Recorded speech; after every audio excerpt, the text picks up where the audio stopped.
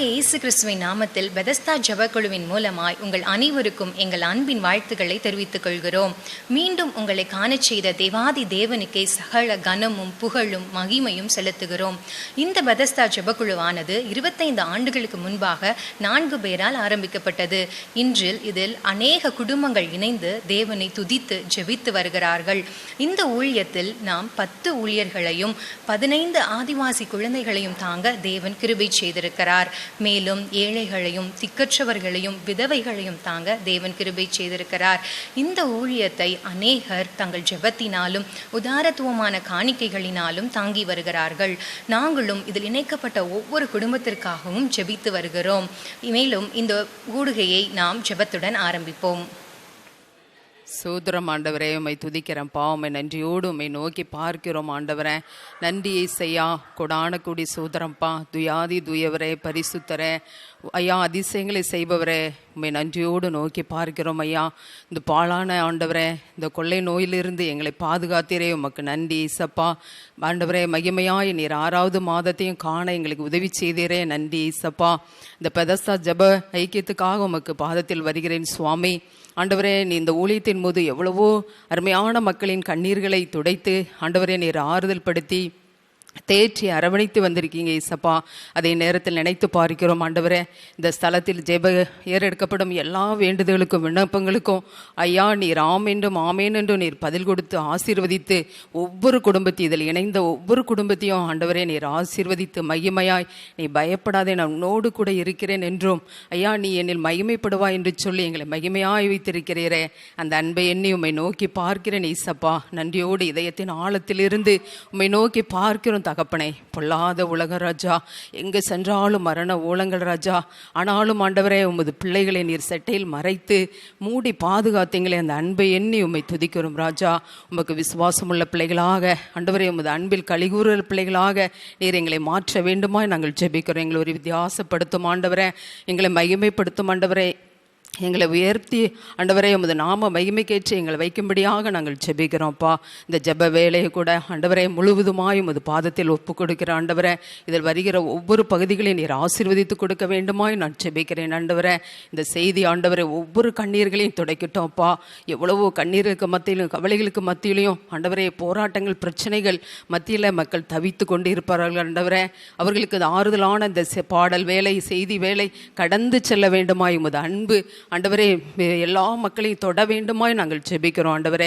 இதை காண ஆண்டவரே இந்த நிகழ்ச்சியை கேட்கிற பார்க்கிற எல்லாரையும் நீர் ஆசீர்வதியும் ஐயா. அவங்க குடும்பத்துக்கு அவங்க தெய்வீக கரம் ஆண்டவரே அவங்க கூட இருக்கட்டும் அப்பா. தெய்வீக பாதுகாப்பு அவங்களோடு இருக்கட்டும் ஐயா. மறுபடியும் நாங்கள் ஒன்றாக இணைந்து ஆண்டவரே இந்த இடத்தில் உம்மை துதித்து உமது நாமத்தை மகிமைப்படுத்த நீர் உதவி செய்வீர் என்பதை நான் விசுவாசிக்கிறேன் ஆண்டவரே. என்னை அடுத்து வருகிற பாடல் வேலை ஆண்டவரே, ஜெப வேலை ஆண்டவரே, வேத வாசிப்பு ஆண்டவரே ஐயா, செய்தி வேலை அன்பு மகளை நீர் பொறுப்பெடுத்துக் கொள்ள வேண்டுமா நாங்கள் ஜெபிக்கிறோம் ஐயா. ஆண்டவரே, நல்ல வார்த்தைகள் கேட்க ஆண்டவரை உற்சாகப்படுத்த நீர் உதவி செய்யும் ஐயா. ஆவியானவர் நீர் எங்கள் உதவி செய்ய வேண்டுமாய் நாங்கள் ஜெபிக்கிறோம். மீதியான நேரத்தை உமது பாதத்தில் ஒப்பு கொடுத்து ஜெபிக்கிறேன். துதி கன மகிமை உமக்கு ஒருவருக்கே செலுத்துகிற ரட்சகர் மூலம் ஜெபங்களும் நல்ல பிதாவே, ஆமென்.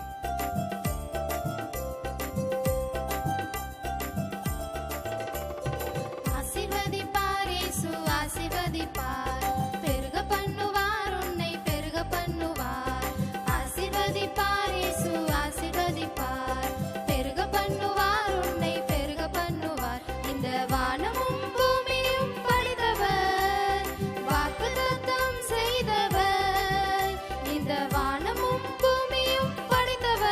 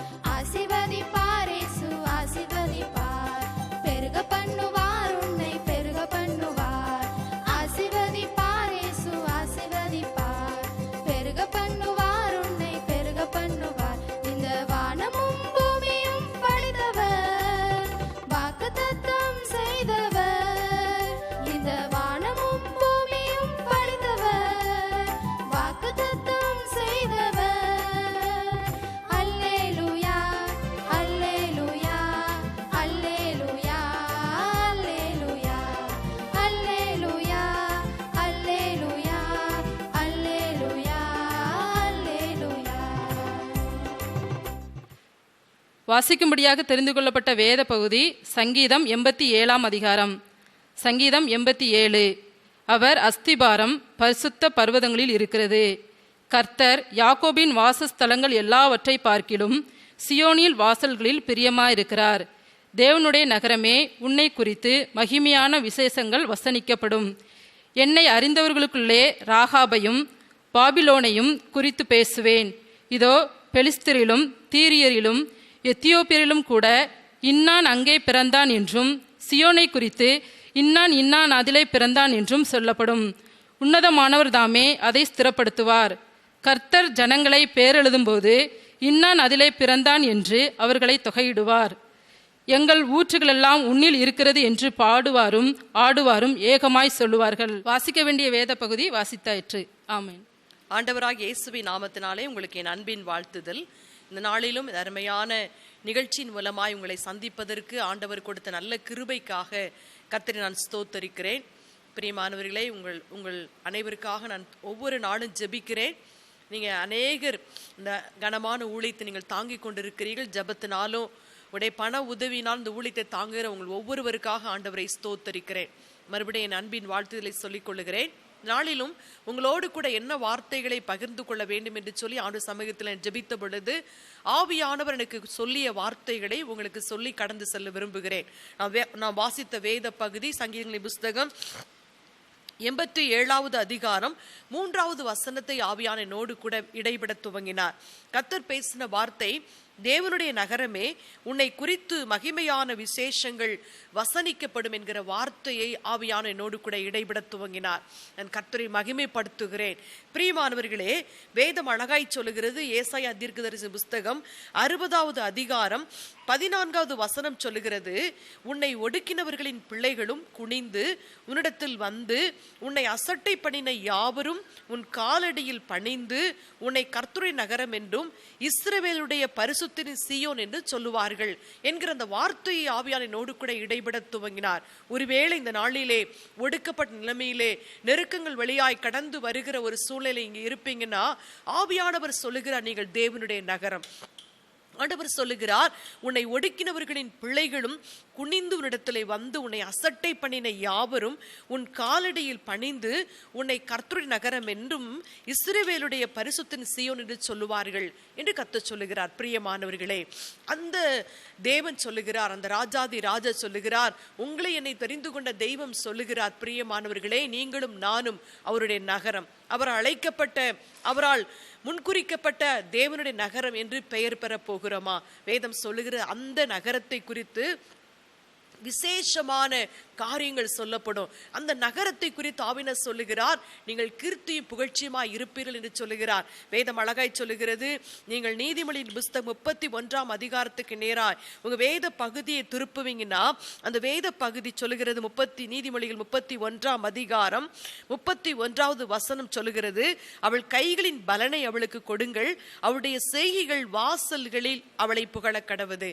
அப்போ ஒரு பெண்ணுக்கு ஒருவேளை ஆண்டவரை ஆராதிக்கிற ஒரு சகோதரனுக்கோ ஒரு சகோதரிக்கோ ஆண்டவர் அவங்களுடைய புகழ்ச்சியை உண்டாக்குகிறார். பிரியமானவர், வேளை நாளில் நெருக்கப்பட்ட நிலைமையிலே, அவமானப்படுத்தப்பட்ட நிலைமையிலே, வெட்கப்பட்ட நிலைமை நீங்க இருப்பீங்கன்னா, கர்த்தர் சொல்லுகிறார், உங்களை குறித்து கொஞ்ச காலத்திலே மகிமையான மேன்மையான காரியங்கள் சொல்லப்படும். பிரியமானவர்களே, உங்களை குறித்து மற்றவர்கள் பேசும்படியாய், மெய்யாகவே இவருடைய கர்த்தருடைய பிள்ளைகள் என்று சொல்லும்படியாய் உங்களை குறித்து பிரியமானவர்களே மகிமையான விசேஷங்கள் வசனிக்கப்படும் என்று கர்த்தர் சொல்லுகிறார். ஒருவேளை நான் வெட்கப்பட்டு போயிட்டேன், என்னுடைய வாழ்க்கையில எல்லாரும் என்னை அவமானப்படுத்துகிறார்கள், நெருக்கத்தின் வழியாய் கடந்து வருகிற என் சொந்த குடும்பம் என்னை பயக்கிறது என்கிற சூழ்நிலை நீங்க இருப்பீங்கன்னா, ஆவியானவர் சொல்லுகிறார், பிரியமானவர்களே, கர்த்தர் உங்களை குறித்து மகிமையான விசேஷங்கள் வசனிக்கப்படும்படியாய் கர்த்தர் கிருபை செய்ய போகிறாராம். நான் வேதத்தை தியானித்துக் கொண்டிருந்த பொழுது ஆவியானவர் என்னோடு கூட இடைப்பட்ட வார்த்தைகளை உங்களுக்கு நான் சொல்லி கடந்து செல்ல விரும்புகிறேன்.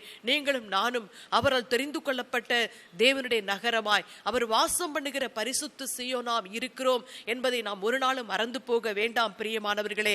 வேதம் சொல்லுகிறது, சங்கீதங்களின் புஸ்தகம் 48வது அதிகாரம் 1வது வசனம் சொல்லுகிறது, கர்த்தர் பெரியவர், அவர் நமது தேவனுடைய நகரத்திலும் தமது பரிசுத்த பர்வதத்திலும் துதிக்கப்படத்தக்கவர். வேதம் சொல்லுகிறது பிரியமானவர்களே, அந்த தேவனுடைய நகரமாய் அழைக்கப்பட்ட நீங்களும் நானும் மற்றவர்களால் புகழப்பட வேண்டுமானால், கர்த்தரால் நமக்கு புகழ்ச்சி உண்டாக வேண்டுமானால், யாருடைய வாயில நம்மை குற்றப்படுத்தினதோ அந்த வாய்களை நம்மை புகழ வேண்டுமானால், பிரியமான இங்கிருந்து இந்த தேவனுடைய நகரத்திலிருந்து ஆண்டவரை துதிக்கிற துதி எழும்ப வேண்டுமா? அதான் 48வது சங்கீதம் சொல்லுகிறது, 1வது வசனம் சொல்லுகிறது, கர்த்தர் பெரியவர், அவர் நமது தேவனுடைய நகரத்திலும் தமது பரிசுத்த பர்வத்திலும் துதிக்கப்படத்தக்கவர். அப்ப தேவனுடைய நகரமாய் அழைக்கப்பட்ட நீங்களும் நானும் அவரை துதிக்கிறவர்களாய் மாறுகிற பொழுது நம்மை குறித்து விசேஷமான காரியங்கள் சொல்லப்படும் பிரியமானவர்களே. வீட்டு அருகிலே ஒரு சகோதரி இருக்கிறார்கள். அவங்களோடு கூட நான் ஒரு நாளிலே பேசி கொண்டிருந்த பொழுது அவங்க சொன்னாங்க, நான் ஒருவேளை அவங்க வீட்டுக்கு போக வேண்டிய ஒரு சூழ்நிலை வந்தது. அவங்க வீட்டில் போய் அவங்களோடு கூட சில வார்த்தைகள், கர்த்தருடைய வார்த்தைகளை குறித்து நான் பேசி கொண்டிருந்த பொழுது அவங்ககிட்ட சொன்ன, உங்க வீடு ரொம்ப அழகா இருக்கு. அவங்களும் ஒரு ஆண்டவரை ஆராதிக்கிற ஒரு சகோதரி, நல்ல ஒரு விசுவாசி. அவங்க வீட்டில் போய் நான் பேசி கொண்டிருந்த பொழுது அவங்க வீடு ரொம்ப அழகா நீட்டா வச்சிருந்தாங்க. அப்ப நான் சொன்னேன், உங்க வீடு ரொம்ப அழகா இருக்கு. அவங்க சொன்னாங்க, இல்ல சிஸ்டர், உங்க வீட்டுல இருந்து வருகிற அந்த துதி சத்தம், அந்த ஜெப சத்தம், உண்மையிலே உங்க வீடு ரொம்ப, நான் அந்த வீட்டை பார்க்கும் பொழுதெல்லாம் எனக்கு ரொம்ப சந்தோஷமா இருக்கும். அந்த வீட்டுல இருந்து எப்பொழுதும் துதி சத்தம் எழும்பிக் கொண்டே இருக்கிறத நான் பார்க்கிறேன் அப்படின்னு சொல்லி சொன்னாங்க. உண்மையா சொல்றேன் பிரியமான, நேரம் கிடைக்கிற பொழுதெல்லாம் நான் தனியாய் மாத்திரம் அல்ல, என்னோடு இந்த ஊழியத்தில் இணைந்திருக்கிற அத்தனை சகோதரிகளை இணைந்து இந்த இடத்தை நாங்கள் துதித்து கொண்டு இருக்கிறோம். அந்த வீட்டில இருந்து நாங்கள் துதிக்கிறோம். பிரியமானவர்களே, வேதம் சொல்லுகிறது, நீங்கள் தேவனுடைய நகரமாய் அழைக்கப்பட்டிருக்கிறீர்கள். அழைக்கப்பட்டிருக்கிற நீங்கள் புகழப்பட போகிறீர்கள். மற்றவர்கள் உங்களை பார்த்து சொல்ல போகிறார்கள், மெய்யாகவே கர்த்தருடைய பிள்ளைகள் என்று புகழும்படியான காரியங்களை கர்த்தர் செய்ய போகிறார். அப்படி ஆண்டவர் செய்ய வேண்டுமானால் உங்களிடத்திலிருந்து எப்பொழுது துதி எழும்ப வேண்டும். பிரியமானவர்களே, வேதம் சொல்லுகிறது, நியாயாதிபதிகளின் புஸ்தகம் 1ஆம் அதிகாரம் 1-2 வசனத்தை நீங்க வாசிச்சு பார்த்தீங்கன்னா, அங்க இஸ்ரவேல் ஜனங்கள், யோசுவா மரித்து போனார். யோசுவா இறந்த பின்பு அந்த இஸ்ரவேல் ஜனங்கள் தனித்து விடப்பட்டிருக்கிறார்கள். தனித்து விடப்பட்ட ஒரு சூழ்நிலையிலே அவருடைய எதிரிக்கு எதிராய் அந்த கானான் தேசத்தில் இருக்கிற கானானியருக்கு விரோதமாய் யுத்தம் பண்ண வேண்டும். அவங்க சொல்றாங்க, கர்த்தரிடத்துல போய் விசாரிக்கிறார்கள், நாங்க யோசுவா இருந்து நல்ல அழகா நடத்திட்டு போனார், இன்னைக்கு அவர் மரித்து போனார், நாங்க என்ன செய்யணும் தெரியல. கர்த்தரிடத்துல போய் விசாரிக்கிறார்கள், ஆண்டவரே, நாங்கள் அந்த கானானியரை எதிர்த்து போரிட போகிறோம், நாங்கள் என்ன செய்ய வேண்டும், யார் முதலில் புறப்பட்டு போக வேண்டும், இந்த யுத்தத்திலே யார் முதலில் போக வேண்டும் என்று சொல்லுகிற பொழுது கர்த்தர் அழகா தெளிவா சொல்லுகிறார் அவர்களுக்கு, யூதா முதலில் எழுந்து புறப்பட கடவன், அப்பொழுது நான் கானானியரை உங்க கரத்தில் ஒப்பு கொடுப்பேன் என்று சொல்லி ஆண்டவர் ஆலோசனை கொடுக்கிறதை பார்க்கிறோம். பிரியமானவர்களே, எங்கே துதி எழும்புகிறதோ அங்கே அந்த ஜெயம் கிடைக்கிறது. பிரியமானவர்களே, அங்கே ஆசீர்வாதம் வருகிறது, அங்கே இருக்கிற கட்டுகள் எல்லாம் உடைக்கப்படுகிறது. பிரியமானவர்களை, வேதம் சொல்லுகிறது, அவர் துதிகளில் பயப்படத்தக்கவர். நம்மை தேவனை துதிக்கிற துதி நம்முடைய நாவில் இருக்கிற பொழுது நம்முடைய வாழ்க்கையிலே ஆசீர்வாதங்களும் வெற்றி நம்மை தேடி வரும். பிரியமானவர்களே, அந்த அருமையான ஜனங்கள் முதலில் யூதாவை புறப்பட பண்ணினார்கள், பின்பு மற்ற கோத்திரத்தார் போனார்கள், ஜெயத்தை ஆண்டவர் கொடுத்தார். பிரியமானவர்களே, யூதா என்பது துதியை குறிக்கிறது. பிரியமானவர்களே, இன்றைக்கும் நீங்கள் துதிக்கிற ஜனங்களாய் மாற வேண்டும் என்று ஆண்டவர் சொல்லுகிறார். நீங்கள் உங்களிடத்துல துதி எழும எல்லா விதத்திலும் அவர் அதை பாருங்க, சங்கீதக்காரன் சொல்லுகிறார், கர்த்தரை நான் எக்காலத்தில் ஸ்தோத்திரிப்பேன், அவர் துதி எப்பொழுது என் நாவில் இருக்கும். அதனால தான் தாவீதுடைய வாழ்க்கை வெற்றியாய் முடிந்தது, அவருடைய வாழ்க்கையிலே ஜெயம் கிடைத்தது. அவருடைய எதிரிகளுக்கு மத்தியிலே கர்த்தர் அவரை ஆசீர்வதித்தார். வேதம் அழகா சொல்லுகிறது, அந்த தாவீது துதிக்கிற ஒரு மகனா இருந்தபடினால் தான் பாருங்க, அவனுடைய வாழ்க்கையிலே ஆண்டவர் பெரிய புகழ்ச்சியை கொண்டு வந்தார். அந்த பெரிய கோலியாத்தை முறியடித்ததினாலே அந்த பெண்கள், அந்த இஸ்ரவேல் தேசத்து பெண்கள் அவனை முறையாய் அவனை குறித்து பாடினார்கள். சவுல் கொன்றது 1000, தாவீது கொன்றது 10000 சொல்லி அவனை புகழ்ந்து பாடுகிறதை பார்க்கிறோம். பிரியமானவர்களே, வேதம் அழகாய் சொல்லுகிறது, நீங்களும் நானும் நம்மை குறித்து மகிமையான விசேஷங்கள் சொல்லப்பட வேண்டுமானால் நானும் நீங்களும் துதிக்கிற ஒரு பிள்ளைகளாய் மாற வேண்டும் என்று ஆண்டவர் எதிர்பார்க்கிறார். இரண்டாவதாய், நம்மை குறித்து மகிமையான விசேஷங்கள் வசனிக்கப்பட வேண்டுமானால், அதாவது நம்முடைய வாழ்க்கையிலே புகழ்ச்சி வர வேண்டுமானால், மெய்யாகவே கர்த்தர் நம்மோடு கூட இருக்கிறார் என்பதை மற்ற ஜனங்கள் புகழ்ச்சியாய் சொல்ல வேண்டுமானால், இரண்டாவதாய் ஆண்டவர் எனக்கு வெளிப்படுத்தின வார்த்தை சங்கீதங்களின் புஸ்தகம் 48ஆம் அதிகாரம் 2ஆம் வசனம் சொல்லுகிறது, வட திசையில் உள்ள சீயோன் பர்வதம் படிப்பமான ஸ்தானமும் சர்வ பூமியின் மகிழ்ச்சியுமாய் இருக்கிறது. அதுவே மகாராஜாவின் நகரம். அங்கே மகிழ்ச்சி இருக்கிறது பிரியமானவர்களே, அங்கே சந்தோஷம் இருக்கிறது. பிரியமா, துதி எங்கே எழும்புகிறதோ அங்கே கவலையெல்லாம் மாறிடும். என்னுடைய அனுபவத்தில் சொல்கிறேன் பிரியமானவர்களே, என்னுடைய வாழ்க்கையில துக்கம் வருகிற பொழுது, போராட்டங்கள் வருகிற பொழுது, நிந்தைகள் வருகிற பொழுது, அவமானங்கள் வருகிற பொழுது, உண்மையா சொல்றேன், நான் ஒரு அரசாங்க உத்தியோகத்தில் இருக்கிறேன். என்னுடைய மத்தியான சாப்பாட்டு வேளையிலே நான் போய் ஆண்டவரை ஸ்தோத்தரிக்க ஆரம்பிப்பேன். 1 மணி நேரம் ஆண்டவரை மகிமைப்படுத்துவேன். ஆண்டவரே, நீ உண்மையா சொல்றேன் பிரிய, என்னுடைய அனுபவத்தில் சொல்லுகிறேன், நான் அப்படி துதித்து ஆண்டவரை சமூகத்திலே நான் சொல்லுகிற எல்லாவற்றுக்கும் ஆண்டவனுக்கு பதில் கொடுத்திருக்கிறார், என்னை சாட்சியை நிறுத்திருக்கிறார். நீங்களும் அப்படி துதிக்கிற பிள்ளைகளாய் மாற வேண்டும். அப்படி துதிக்கிற இடத்திலே மகிழ்ச்சி தானாக வரும் பிரியமான, துக்கெல்லாம் மாறிடும்.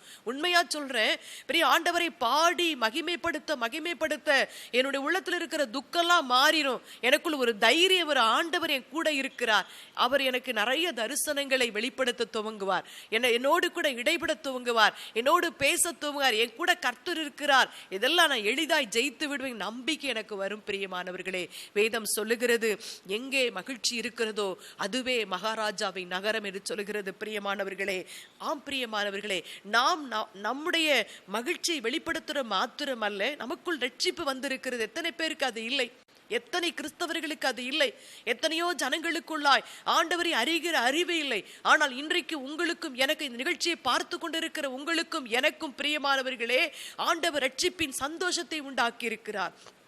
நாம் மகிழ்ச்சியை அடைகிறது மாத்திரம் அல்ல, நாம் மற்றவர்களுக்கு மகிழ்ச்சியை பகிர்ந்து கொள்கிறவர்களா இருக்க வேண்டும், அந்த ரட்சிப்பை பகிர்ந்து கொள்ளுகிற பிள்ளைகளா இருக்க வேண்டும். அன்றைக்கு எஸ்தர் ராஜாத்தி பாருங்க, அந்த சூசான் அரண்மனைக்குள் கொண்டு போகப்பட்டாள். அந்த அகாஸ்வேருடைய கண்களில் ஆண்டவர் அவளுக்கு தயவை கட்டளையிட்டார். அவளுக்கு ரொம்ப சந்தோஷமா இருந்தது, ரொம்ப மகிழ்ச்சியா இருந்திருக்கு. ஒருவேளை அடிமையாய் கொண்டு போகப்பட்ட அருமையான மொர்தெகாயுடைய வளர்ப்பு மகள் அருமையான எஸ்தர், அந்த எஸ்தருடைய வாழ்க்கையிலே அரண்மனை வாழ்க்கை நினைத்து கூட பார்த்திருக்க மாட்டாள். அந்த அரண்மனைக்குள் அவள் போன உடனே அந்த சந்தோஷத்தை என் ஜனங்களுக்குள் கொண்டு போக வேண்டும் என்று விரும்பினார். இன்றைக்கும் பிரியமானவர்களே, நம்முடைய வாழ்க்கையிலே நாம் பெற்றுக்கொண்ட இந்த ரட்சிப்பின் மகிழ்ச்சியை மற்றவர்களோடு கூட பகிர்ந்து கொள்ள வேண்டும் என்று ஆண்டவர் எதிர்பார்க்கிறார். அதற்காகத்தான் உங்களையும் என்னையும் அவர் அழைத்திருக்கிறார். ஏதோ நான் ரட்சிக்கப்பட்டிருக்கிறேன், என் குடும்பம் ரட்சிக்கப்பட்டிருக்கிறது, நான் பரலோகத்தை சுதந்தரித்தால் போதும் என்கிற சுயநலத்தோடு இருப்பதற்காக கர்த்தர் நம்மை அழைக்கவில்லை பிரியமானவர்களே. வேதம் சொல்லுகிறது, நம்முடைய ரட்சிப்பின் அனுபவத்தை நம் மற்றவர்களுக்கு சொல்ல. இன்னைக்கு மௌனமா இருந்தால் ரட்சிப்பு வேற எங்கேயாவது இருந்து எழும்பும் பிரியமானவர்களே. இன்றைக்கு அந்த ரட்சிப்பின் சந்தோஷத்தை பெற்றுக்கொண்ட நாம் மற்றவர்களோடு கூட பகிர்ந்து கொள்ள வேண்டும் என்று ஆண்டவர் எதிர்பார்க்கிறார். அது மாத்திரமல்ல, ஏசாயா தீர்க்க புஸ்தகம் 35ஆம் அதிகாரம் 10வது வசனம் சொல்லுகிறது, கர்த்தரால் மீட்கப்பட்டவர்கள் திரும்பி ஆனந்த களிப்புடன் பாடி சீயோனுக்கு வருவார்கள், நித்திய மகிழ்ச்சி அவர்கள் தலையில் மேல் இருக்கும். நீங்களும் நானும் மீட்கப்பட்டவர்கள், நம்மிடத்திலே மகிழ்ச்சி தான் இருக்கணும், துக்கம் இருக்கவே கூடாது. வேதம் அழகாய் சொல்லுகிறது, அன்னாள் ஆண்டவர் சமூகத்திலே போய் தன் இருதயத்தை ஊற்றினா, அதுக்கு பிறகு அவர் துக்கமுகமாகவே இருக்கல, சந்தோஷத்தோடு வீட்டுக்கு போனா. இன்னைக்கு பிரியமானவர்களே, அந்த சந்தோஷத்தை ஆண்டவர் உங்களுக்கும் எனக்கும் தந்திருக்கிறார். எனக்குள் மாத்திரம் அல்ல, உங்களுக்கு அந்த மகிழ்ச்சியை வைத்திருக்கிறார். மற்றவர்களுக்கு அந்த மகிழ்ச்சியை நாம் பகிர்ந்து கொடுக்கிறவர்களா இருக்க வேண்டும். அது மாத்திரமல்ல, ஏசாயா தீர்க்க புஸ்தகம் 55வது அதிகாரம் 2ஆம் வசனம் சொல்லுகிறது, நீங்கள் கவனமாய் செவி கொடுத்து நலமானதை சாப்பிடுங்கள், அப்பொழுது உங்கள் ஆத்துமா கொழுமையான பதார்த்தத்தினால் மகிழ்ச்சியா இருக்கும். பிரியமானவர்களே, நீங்கள் கவனமாய் கர்த்தருடைய வார்த்தைகளுக்கு செவி கொடுத்து நலமானதை பிடித்து கொள்ள வேண்டும், நலமானதை உட்கொள்ள வேண்டும் பிரியமானவர்களே. அப்பொழுது உங்கள் ஆத்துமா மகிழ்ச்சியினால் நிரப்பப்படும். பிரியமா, வேத வார்த்தைகளை உங்க வாழ்க்கையில நீங்க தினமும் தியானிக்கிறவர்களா இருந்தீங்கன்னா, அந்த வேத வார்த்தை உங்களுடைய உள்ளத்தில் எழுதப்பட்டிருக்குமானால், உங்க நினைவுகள் இந்த வேத வார்த்தைகள் இருக்குமானால், நம்ம துக்கப்படும் பொழுதெல்லாம், நம்முடைய வாழ்க்கையிலே போராட்டங்கள் வருகிற பொழுது வேத வார்த்தைகள் மூலமாய் ஆவியானவர் நம்மை திடப்படுத்தி கொண்டே இருப்பார். என்னுடைய அனுபவத்திலே சொல்லுகிறேன் பிரியம், அந்த வார்த்தையின் மூலமாய் ஆண்டவர் என்னோடு கூட இடைப்படுகிற பொழுது என் உள்ளத்தில் ஒரு சந்தோஷமும் ஒரு மகிழ்ச்சியை உண்டாக்கும். பிரியமானவர்களே, இன்றைக்கும் பிரியமானவர்களே, கர்த்தர் உங்களோடு கூட பேசி கொண்டிருக்கிறார். நீங்கள் தேவன் நகரமாய் அழைக்கப்பட்டிருக்கிறீர்கள், அவரால் மீட்கப்பட்டிருக்கிறீர்கள், உங்களுக்குள்ளாய் மகிழ்ச்சி இருக்க வேண்டும். அதுதான் மகாராஜாவின் நகரம். மூன்றாவதாய் ஆண்டவர் என்ன செய்ய வேண்டும் என்று எதிர்பார்க்கிறார். நம்முடைய வாழ்க்கையிலே அவருக்கு நாம் எதிர்பார்க்கிற புகழ்ச்சியும் ஆசீர்வாதங்கள் நமக்கு வர வேண்டுமானால், நம்மை குறித்து மற்றவர்கள் பிரமித்து பேச வேண்டுமானால், ஆண்டவர் எதிர்பார்க்கிற மூன்றாவது காரியம் என்ன? சங்கீதங்களின் புஸ்தகம் 46வது அதிகாரம் 4ஆம் வசனம் சொல்லுகிறது, ஒரு நதியுண்டு, அது நீர்க்கால்கள் தேவனுடைய நகரத்தையும் உன்னதமான வாசம் பண்ணும் பரிசுத்த ஸ்தலத்தையும் சந்தோஷிப்பிக்குமா. ஒரு நதி, அந்த நதி உங்களுக்குள்ளாய் எனக்குள்ளாய் பாய்ந்து செல்ல வேண்டும் என்று ஆண்டவர் எதிர்பார்க்கிறார். பிரியமானவர்களே, அந்த நதி இந்த தேவனுடைய நகரத்தை நிரப்பி இருக்க வேண்டும். அது உன்னதமான வாசம் பண்ணுகிற இந்த இருதயத்தை நிரப்பி இருக்க வேண்டும். அந்த தேவனுடைய ஆலயமை அழைக்கப்பட்டிருக்கிற என்னையும் உங்களையும் அந்த பரிசுத்த ஆவியின் நிறைவு நிரப்பப்பட்டிருக்க வேண்டும் என்று ஆண்டவர் எதிர்பார்க்கிறார். இருதயத்திலே பரிசுத்த ஆவியின் நிறைவு இருக்கிற பொழுது நம்முடைய வாயிலிருந்து விசுவாசம் உள்ள வார்த்தைகள் வரும். சந்தோஷம், மற்றவர்களை சந்தோஷப்படுத்துகிற வார்த்தைகள் வரும். மற்றவர்களை துக்கப்படுத்துகிற வார்த்தைகள் வராது. பிரியமானவர்களே, வேதம் அழகாய் சொல்லுகிறது, ஒரு நதியுண்டு. சங்கீதங்களின் புஸ்தகம் 46ஆம் அதிகாரம் 4ஆம் வசனம் சொல்லுகிறது, ஒரு நதி உண்டு, அது நீர்க்கால்கள் தேவனுடைய நகரத்தையும் உன்னதமான ஒரு வாசம் பண்ணுகிற பரிசுத்த ஸ்தலத்தையும் சந்தோஷிப்பிக்கும். அந்த நதி உங்களுக்குள் இருக்கிறதா? அந்த நதியை நீங்கள் பெற்றுக்கொண்டிருக்கிறீர்களா? அந்த நதியின் நீரோட்டம் உங்களுக்குள் இருக்கிறதா? பிரியமானவர்களே, வேதம் சொல்லுகிறது, வெளிப்படுத்துற விசேஷம் 22ஆம் அதிகாரத்துக்கு நேராய் உங்க வேத பகுதி நீங்க திருப்புவீங்கன்னா 1வது வசனம் 2வது வசனம் நமக்கு அழகா எடுத்துக்காட்டு. நமக்கு எல்லாருக்கும் தெரிஞ்ச ஒரு பகுதி. வெளிப்படுத்தினல் 22ஆம் அதிகாரம் 1ஆம் வசனம் 2ஆம் வசனம் சொல்லுகிறது, பின்பு பளிங்கை போல் தெளிவான ஜீவ தண்ணீருள்ள சுத்தமான நதி தேவனும் ஆட்டுக்குட்டியானவர் இருக்கிற சிங்காசனத்திலிருந்து புறப்பட்டு வருகிறதை எனக்கு காண்பித்தான். நகரத்தின் வீதியின் மத்தியிலும் நதியின் இரு கரையிலும் 12 விதமான கனிகளை தரும் ஜீவ விருட்சம் இருந்தது. அது மாதம் தோறும் தன் கனியை கொடுக்கும். அந்த விருட்சத்தின் இலைகள் ஜனங்கள் ஆரோக்கியம் அடைகிறதற்கு ஏதுவானவைகள். வேதம் அழகாய் சொல்லுகிறது. பிரியமானவர்களே, அந்த நகரத்தின் வீதியின் மத்தியிலும் நதியின் இரு கரையிலும் 12 விதமான கனிகளை தரும் ஜீவ விருட்சம் இருந்தது. அது மாதம் தோறும் தன் கனியை கொடுக்கும். அந்த விருட்சத்தின் இலைகள் ஜனங்கள் ஆரோக்கியம் அடைவதற்கு ஏதுவாகும். பிரியமானவர்களே, உங்களுக்குள்ளாய் இந்த ஜீவ நதி புரண்டு ஓடுகிற பொழுது உங்க குடும்பத்திற்குள்ளாய் அப்படிப்பட்ட மகிமை கடந்து வரும். பிரியமானவர்களே, அந்த நதி இந்த சிங்காசனத்திலிருந்து புறப்பட்டு வந்து அந்த தேவனுடைய நகரத்தை எல்லாம் நிரப்புகிற பொழுது அந்த நகரத்தில் இருக்கிற ஆசீர்வாதங்களை வேதம் நமக்கு எடுத்து காட்டுகிறது. அங்கே ஒரு ஜீவ விருட்சம் இருந்தது. அந்த ஜீவ விருட்சத்தின் கனிகள் புதிய கனிகளாய் இருந்தது. மாதந்தோறும் புதிய கனிகளாய் இருந்தது. அது மாத்திரமல்ல, அந்த ஜீவ விருட்சத்தின் இலைகள் ஜனங்கள் ஆரோக்கியம் அடைவதற்கு ஏதுவாய் இருந்தது. இன்றைக்கு நீங்கள் எப்படிப்பட்டவர்களாய் இருக்கிறீர்கள்? கிறிஸ்தவர்களாய் அழைக்கப்பட்டிருக்கலாம். ஒருவேளை தேவனை அறிந்து கொண்ட ஜனமாய் இருக்கலாம். பிரியமானவர்களே, வேதம் அழகாய் சொல்லுகிறது, நீங்கள் மற்றவர்கள் ஆரோக்கியம் அடைவதற்கு ஏதுவானவைகளாய் நீங்கள் மாற வேண்டும் என்று ஆண்டவர் எதிர்பார்க்கிறார். இன்றைக்கு அந்த நதி, அந்த ஜீவ நதியை உங்களுக்குள் பெற்றிருக்கிறீர்களா? இன்னைக்கு ஜெபம் பண்ணுங்க. ஆண்டவரே, எனக்குள்ளாய் ஜீவ நதி ஊற்றாய் பாயட்டும். ஆண்டவரே, எனக்குள் இருக்கிற அந்த நதி என்னுடைய கணவனுக்குள் பாய்ந்து செல்லட்டும், என் பிள்ளைகளுக்குள் பாய்ந்து செல்லட்டும், என் மனைவிக்குள் பாய்ந்து செல்ல நம்ம ஜெபிப்போமா? நீங்கள் ஜெபிக்கிற பொழுது ஆவியின் நிறைவை நீங்கள் பெற்றுக்கொள்ள முடியும். ஆவியின் நிறைவை பெற்றுக்கொண்ட ஜனங்கள் தான் புகழப்படுவார்கள். ஆவியின் ஒருவேளை பல ஆண்டுகளுக்கு முன்பாக ஒருவேளை ஒண்ணுமே தெரியாத செல்வியா இருந்த என்னை ஆண்டவர் ரட்சித்து அபிஷேகம் பண்ணி ஒரு புறஜாதி ஆண்டவரை அறியாத ஒரு குடும்பத்திலே, ஒரு இந்து குடும்பத்திலே பிறந்த என்னை ஆண்டவர் தெரிந்து கொண்டு அழைத்து என்னை ஆண்டவருக்காக முன்குறித்து ஆண்டவர் என்னை அபிஷேகம் பண்ணி ஆண்டவரை என்ன செய்ய வேண்டும் என்று விரும்புகிறேன் என்று சொல்லி ஆண்டு சமூகத்திலே நாங்கள் ஜெபித்த பொழுது, இதோ நீ அறியாத ஜாதிகளை நான் வரவழைப்பேன் என்று சொன்ன கர்த்தர் இன்னைக்கு அநேகருக்கு எங்களை ஆசீர்வாதமாய் மாற்றி இருக்கிறார். அதற்கு காரணம் என்ன தெரியுமா? எனக்குள் இருக்கிற அந்த அபிஷேகம், எனக்குள் இருக்கிற அந்த தீர்க்க தரிசன வல்லமை, ஆண்டவனுக்கு கொடுத்திருக்கிற கிருபையாய் கொடுத்திருக்கிற அந்த அபிஷேகம் இன்றைக்கு அநேகரை ஆண்டவருக்கு நடத்துவதற்கு எனக்கு உதவி செய்திருக்கிறது. பிரியமானவர்களே, அநேக குடும்பங்களை கட்டுவதற்கு உதவி செய்திருக்கிறது. அநேக குடும்பங்களை ஆரோக்கியப்படுத்துவதற்கு எனக்கு உதவி செய்திருக்கிறது. இன்றைக்கு என்னை உருவாக்கின அந்த பரிசுத்த ஆவியின் நிறைவு உங்களை உருவாக்க போகிறது.